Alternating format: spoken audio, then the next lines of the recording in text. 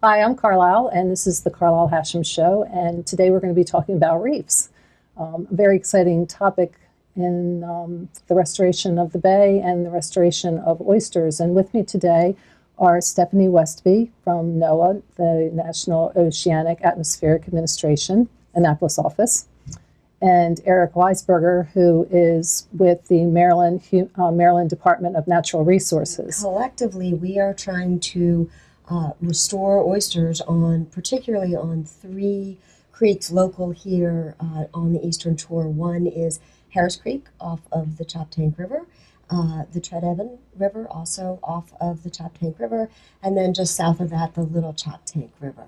We're working collaboratively to do large-scale restoration of the oyster reefs on those creeks on the order of 200 to 400 acres in each of those smaller creeks. There are three different policy mandates now, or four, with the new Bay Agreement. So Maryland has its new oyster plan that came out in 2009, where oyster restoration was a big focus. There was an executive order issued by the president, which called for restoration of the bay. A component of that was oyster restoration. And the Army Corps of Engineers, who's a large player in oyster restoration, came out with their new Native Oyster Restoration Master Plan. In addition to those, recently the new Chesapeake Bay Agreement was signed just a few days ago that calls for restoration of oysters to 10 tributaries in the Chesapeake Bay, 5 in Maryland and 5 in Virginia. But it isn't necessarily just oysters for oysters' sake. A lot of what we're after in the bigger picture here is what we often call ecosystem services.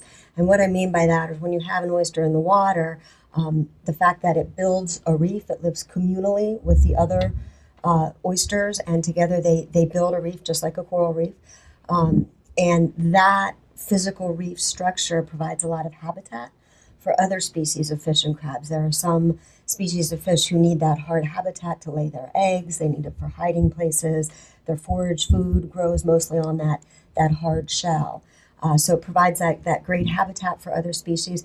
The other thing that the oysters do for us is that they filter the water.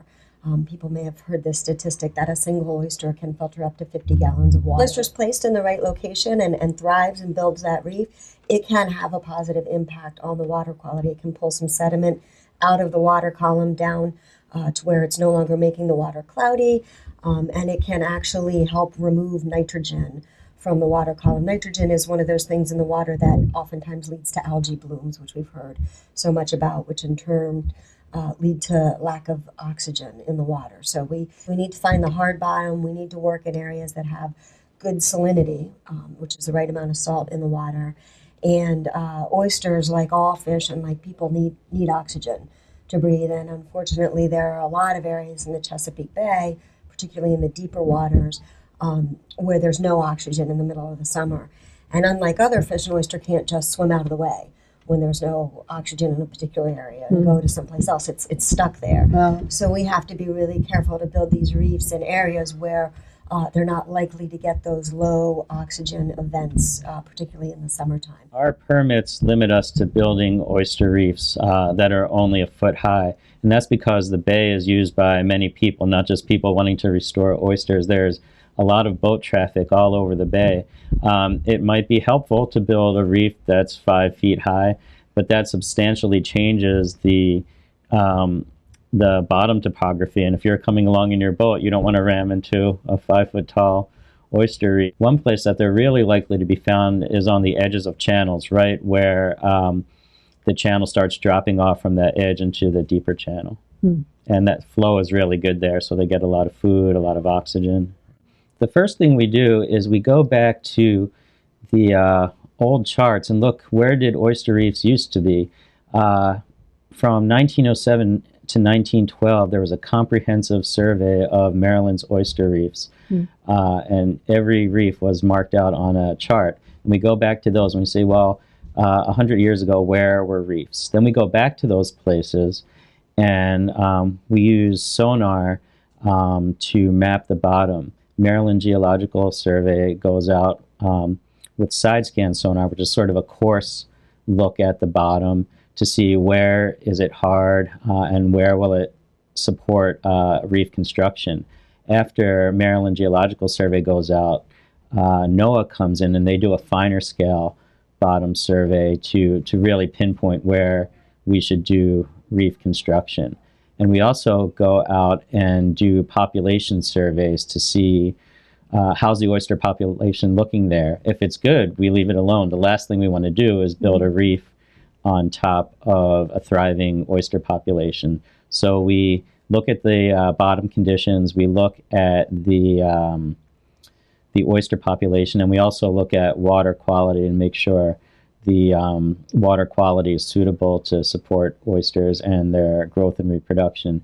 And we take all those pieces of information and put them together and develop a restoration plan for a particular area. Can you talk a little bit about the importance of that hard surface? Sure. Oysters need a hard bottom on which to settle. They have baby oysters float around in the water and then they settle down preferentially on top of old oyster shell. And so that's what they're looking for when they settle onto the bottom. And so that's why it's so important, because that's the base of the reef. That's where oysters settle and grow. We have a shortage of oyster shell right now, so we're using other materials to build up the base of the reef, like granite or surf clam shell. And we need hard bottom because when we put that material over, we don't want it to sink into mud. We want it to stay on the surface and serve as a base for putting oyster spat on. In your studies, you've been looking at the water column above the oyster reef and determining how many fish and what types of fish there are above this oyster column. So let's start with the importance of that oyster base to support these different types of fish. Are fish drawn to them the way they're drawn to a natural oyster reef? And how does that compare to a nearby area that maybe doesn't have a restored oyster reef or never had an oyster reef? So we're doing a project where we're laying down a series of fish traps along. So far, we've just gotten the before part of the experiment. In other words, we're laying the traps out on areas where over the next couple of years we intend to do oyster restoration. So we're seeing what fish were living there prior to oyster restoration, and then once the reefs are completed and have a chance to grow and mature, we'll lay the traps down again on those same sites and figure out were more fish there before or after the reef was built. Yeah, we're basically creating, I wouldn't say a new map, but a more detailed bottom map than anybody's created before of these areas.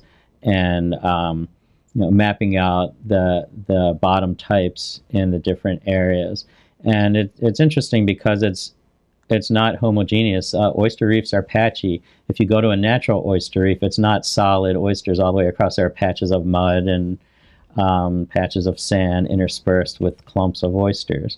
But to do our restoration projects, we can't build on such a fine scale. We need a pretty big area of hard bottom to lay a base for the creation of reefs. Natural oyster reef, the oysters are all cemented together, and it's really a very stable base that prevents erosion of the bottom. Depth restrictions on our permits that we have to leave a certain amount of clearance above our restored reef so that boats can pass across. That pushes us into some deeper water that's further from the shore.